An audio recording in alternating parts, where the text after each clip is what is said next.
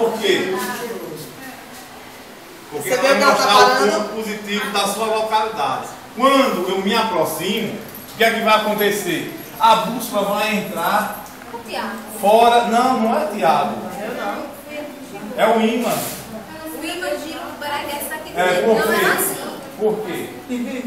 Porque eles são polo norte e polo sul. Muito bem. Entendeu? Então o que é que acontece? Aqui dentro desse recipiente eu tenho pó de ferro. Através do ímã, que é positivo, e esse pó de ferro é negativo, ele está solto. Mas daí então quando eu coloco, a mágica. Olha o que é que acontece, ó. Por que isso? Positivo com negativo, ele se atrai. E ao contrário, positivo com positivo, ele se repele.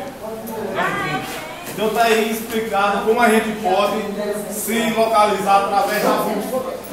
E eu gostaria também de adiantar mais um pouquinho, como a tecnologia hoje está muito avançada, hoje nós temos um aparelho bem moderno, bem mais fácil de se utilizar, que se chama o GPS. Né? Hoje a gente encontra o GPS em carro, até mesmo em um simples celular, já existe GPS. Então está explicado. Né?